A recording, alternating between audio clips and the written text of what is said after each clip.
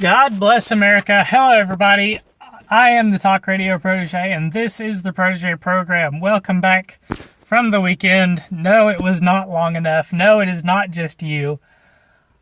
But we're here, and we're looking into the big news stories from the weekend. Obviously, the biggest one is going to be this thing about Mueller beginning indictment proceedings, particularly against 3 individuals. We're going to focus on one of those people. It's the most relevant issue of the indictments. The other 2 are really not so much. So this from the Washington Post. When I Google searched the story, it wasn't on the front page of the Google results. So for whatever reason, so I'll link this story in the description of the video just in case it is being buried by Google. But let's get right into it. So Mueller on Monday, today, revealed charges against 3 former Trump campaign officials. Those officials would be George Papadopoulos, who I will be calling Pop for the rest of this video, Paul Manafort, and somebody Gates. Rick Gates? I thought his name was in the first 2 paragraphs. Anyway, oh dear. Well, this is interesting.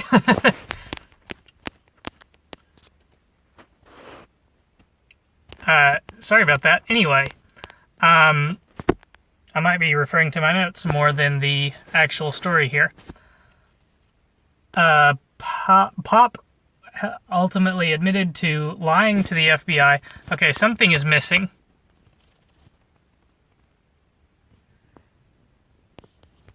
So, I remember reading that Pop... Okay, there it is. Pop admitting to making a false statement to FBI investigators who asked about his contacts with a foreigner who claimed to have higher-level Russian connections.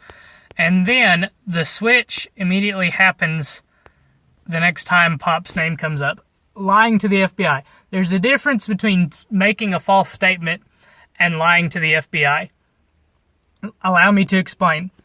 If I'm sitting in a room and I have no indication of what time of day it is, and I have no windows, and you ask me what color the sky is at this exact moment, and I tell you it's blue, the majority of the time I'll be right, but in the fringe case, I'll be wrong. And funnily enough, I don't want to say that is what happened to Pop in this situation, but I remember listening to someone commenting on how these FBI or special counsel investigations work, and they just bring you back over and over and over again. You're interviewed over and over and over again. And at that point, the FBI or the special counsel is just praying that you say something that happens to be false, and then they can get you on making a false statement to the FBI or false statement to the prosecutor. So, there is a big difference between if Pop made a false statement or if he told a lie. It appears that he was cooperating with the investigation for a while, and where does it pick up with this?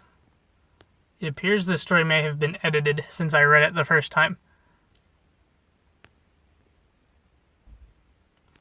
Yeah, there's a bunch of information that wasn't in here the first time I read this. But here's the important part. In January 2017, interview with the FBI, Pop told the agency that a London-based professor claimed to him that he had quote-unquote dirt on Hillary Clinton, including thousands of emails, but Pop said initially he viewed the professor as a nothing. So that's the false statement that they're saying Pop made to them. That he told them about a professor that he had a meeting with that he didn't think of as very important. However, apparently they got evidence that demonstrated that Pop understood the man had connection to Russian officials, and he treated him very seriously as he tried to arrange a meeting between the Trump campaign and Russian officials. Now, I was watching Tim Pool's video on this subject, and he pointed out that Mueller could have been threatening Pop with a trial, and he offered him, okay, if you plead guilty, we won't take you to trial, but if you don't, we're going to take you to trial. So maybe they have evidence for this paragraph here that the professor had connections to the Russian government officials and that Pop knew about it. Maybe they have evidence for that, maybe they didn't. The fact of the matter is that Pop has pleaded guilty to this false statement. After a March 2016 meeting with the man who is not identified in court records, Pop emailed a campaign supervisor and other members of the campaign's foreign policy team and claimed the professor had introduced him to Putin's niece and the Russian ambassador in London. What happened later? He's a low-level member of the Trump campaign. The purpose was to arrange a meeting between us and the Russian leadership to discuss U.S.-Russia ties under President Trump. The government noted, in fact, the woman was not Russian President Vladimir Putin's niece, and while Pop expected the professor to introduce him to the Russian ambassador, that never happened. Pop continued to correspond with the woman and the professor about a possible meeting between the Trump campaign, possibly including Trump himself, and Russian officials. So, what exactly... Oh, this is new. Campaign officials are not identified. Some indication that they were wary of the junior member's efforts. A campaign official forwarded one of Pop's emails to another official saying, "We need someone to communicate that DT is not doing these trips. It should be someone low level in the campaign so as not to send any signal. DT is a reference to Donald Trump." Continued into the summer of 2016. They did not take a trip, according to the plea. Lawyers said in a statement, "We will have opportunity to come in and judge his involvement on the court." Okay, so what exactly did Pop do that he's now being indicted for making false statements about? He attempted to arrange a meeting between Trump's campaign, possibly Trump himself, and a person who allegedly had ties to Russian officials. Now, apparently he met with this person, and through this person was trying to set up a meeting with Russian officials. Apparently he met a person who was introduced to him as Putin's niece, who did not turn out to be Putin's niece, for the purpose of scheduling a subsequent meeting. He continues to correspond with the professor and the niece until at least April 25th, 2016. They say here that it continued until August of 2016. No meeting ever takes place, and our government acknowledges that the woman is not actually Putin's niece. Now, this amounts to opposition research. Remember that if Pop was meeting with this professor and this woman on the grounds that they had information about Hillary Clinton that could be damaging, then the meeting amounts to opposition research. If they, they only mentioned that thing about dirt in that one paragraph. Where did it go? They added things to this story, and now it's harder for me to navigate around. All right. So in this paragraph, they say that in January 2017, Pop told the FBI that the professor had claimed he had dirt on Hillary, including emails, and that the professor was viewed as nothing. That actually sounds more damaging than what they say is the reality. What they say is the reality is that Pop was meeting with a person who had ties to Russian officials and they were going to talk about U.S.-Russia ties after Trump's election. There's no mention in the reality portion of the story. There's no mention of dirt on Hillary. So either it was, by Pop's admission in January, opposition research, or it was, possibly talking about the two governments' relationships after the election, which what I hear is standard operating procedure. Assuming that it is opposition research, which I think is what the Democrats and the left want it to be. Does anybody remember in this story from the Daily Caller that we talked about last Thursday, somebody appeared on CNN to say that the dossier, which is opposition research from the DNC into Trump, was standard operating procedure. It's just opposition research. Everybody does it. This is normal. Just like, that opposition research was evil when Jared Kushner and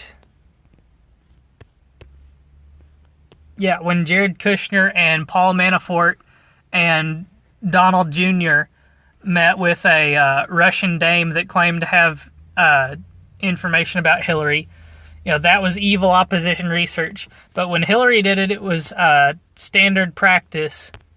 And now somebody from the Trump team is being indicted for making a false statement, perhaps even lying about opposition research. That is the rabbit hole that we have gone down with these indictments. Now, Paul Manafort and Rick Gates have also been indicted by the Mueller team. They've been indicted for their where'd it go? About money laundering, specifically in relation to Ukrainian politics. If that's true, that means that Paul Manafort maybe is not a very upstanding guy. And maybe this Rick Gates guy is not a very upstanding guy. But this is irrelevant to the Russian interference narrative because, this is Manafort's dealings with Russia on a business basis before he was involved with candidate Trump. So, this is somewhere in between a nothing burger and something we need to keep an eye on. I think the thing with Paul Manafort and Gates, that indictment, I believe that is to be used against Manafort and Gates should Mueller think that he can flip them against Trump. Assuming that they don't flip, this is the Manafort and Gates indictments are nothing. Assuming Pop does not flip, this indictment of him is not an indictment of Trump's campaign. It's not an indictment that points to Russian interference or collusion or anything else like that. It's an indictment, more or less, of, if Pop lied about the incident, which the lie looks worse than the reality to me. If Pop lied about the incident that he's being indicted about, then that reflects badly on him. If he didn't lie about the incident, and he just said something misremembered, that reflects badly on the FBI. That doesn't reflect badly on Pop. So that's all that there really is to this. I don't think it's as big as, obviously, as the Democrats, the left, and the media think that it is, but I do think it's probably a little bit bigger than some of the than some Trump supporters will think that it is. This is something that we probably need to keep our eyes on, but I don't think it's going to lead to anything serious. Let me know what you guys think in the comments down below. However, I'm really interested in hearing what you have to say. Thank you all so much for watching. I hope that you enjoyed, and I hope that you'll leave a like and subscribe. Hit the bell for notifications so that you don't miss a single video. I'm uploading every weekday, so far without fail. Until next time, have a wonderful evening, good night, and God bless.